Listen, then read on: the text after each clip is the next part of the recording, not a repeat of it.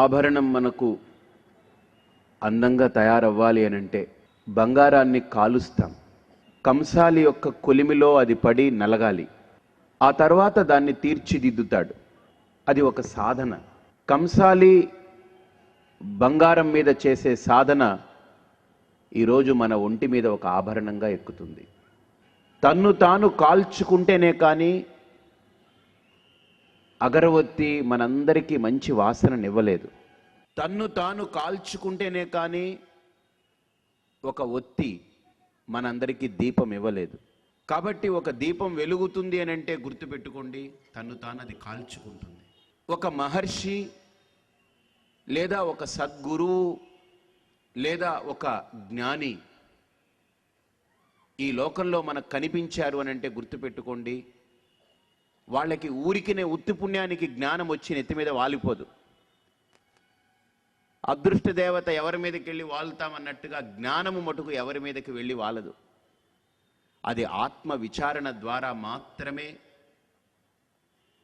ఆత్మ పరిశోధన వల్ల మాత్రమే సిద్ధిస్తుంది జ్ఞానం.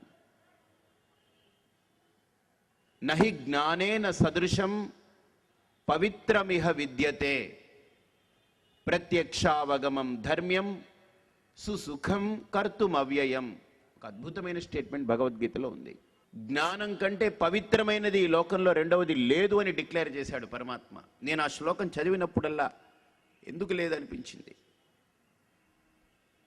ఈ లోకంలో మనల్ని పవిత్రం చేయడానికి ఎన్నో సాధనాలు ఉన్నాయి. మట్టితో కొన్నిటిని పవిత్రం చేస్తాం. రాగి గిన్నెని మట్టితో తోముతాం, అది శుద్ధంగా ఉంటుంది. నీళ్లతో కొన్ని గిన్నెల్ని కడుగుతాం, అది శుద్ధమవుతాయి. ఇళ్ళు చిమ్ముకుంటాం, తడిబట్ట పెడతాం,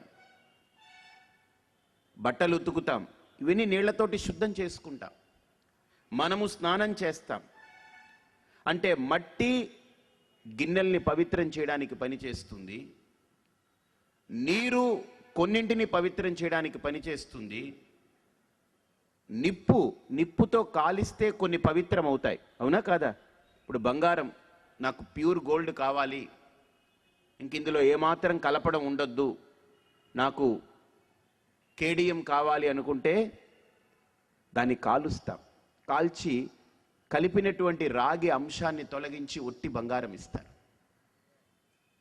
అంటే నిప్పుతో కొన్నింటిని కాల్చి పవిత్రం చేస్తాం. గాలి, వ్యాక్యూమ్ క్లీనర్స్ ఉంటాయి కదా, మీకు తెలుసా? దాన్ని పెట్టి డస్ట్ అంతా క్లీన్ చేస్తారు. గాలి కూడా ఒక ప్యూరిఫైయింగ్ ఏజెంటే. గాలితో కొన్నింటిని మనం క్లీన్ చేస్తాం. నిజంగా ఒకసారి గాలి వీచిందనంటే రోడ్డు మీద ఉన్నటువంటి దుమ్ము చెత్తంతా కూడా ఎగిరిపోతుంది. కాబట్టి మట్టితో కొన్నింటిని క్లీన్ చేస్తాం, నీళ్లతో కొన్నింటిని క్లీన్ చేస్తాం, నిప్పుతో కొన్నింటిని క్లీన్ చేస్తాం, గాలితో కొన్నింటిని క్లీన్ చేస్తాం. అంటే ఆకాశం అందరికీ అందుబాటులో ఉండదు, దానికి రూపం లేదు కాబట్టి అది పనికిరాదు. అంటే 4 భూతాలు క్లీన్ చేస్తూ ఉంటాయి. కానీ 4 భూతాలు క్లీన్ చేస్తే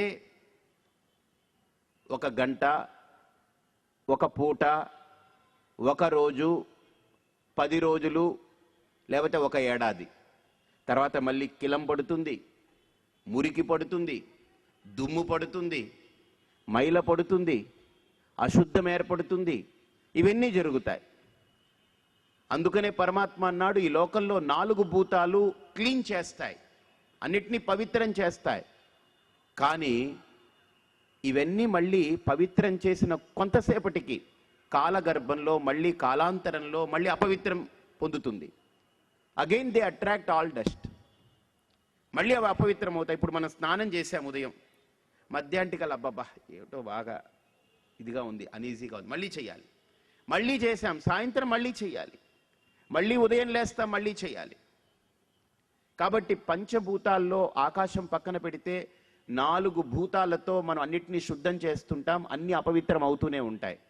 అందుకనే పరమాత్మ అన్నారు, దేనితో ఒక్కసారి శుద్ధం చేస్తే ఇక మళ్ళీ అపవిత్రం అనేది అంటదో అంత పరమ పవిత్రమైనటువంటి సాధనమేమిటి అని దాని మీద ఆయన పరిశీలన చేశారు. ఆయన పరిశోధన చేశారు. చేసిన తర్వాత ఆయన చెప్పింది ఏంటనంటే, జ్ఞానమే పరమ పవిత్రమైన సాధనం. ఒక్కసారి జ్ఞానంతో జీవుణ్ణి కనుక శుద్ధుణ్ణి చేస్తే, ఒక్కసారి జ్ఞానంతో జీవుడు కనుక తన యొక్క శుద్ధత్వాన్ని కనుక పొందితే ఇక మళ్ళీ ఎప్పుడు అశుద్ధి కాలేడు. కాబట్టి నహి జ్ఞానేన సదృశం పవిత్రమిహ విద్యతే. మనందరికీ కూడా ఆ ఒక్కటి లోపించింది, అన్నీ ఉన్నాయి. జ్ఞానం ఒక్కటి లోపించింది, మిగతా అన్నీ ఉన్నాయి మన దగ్గర.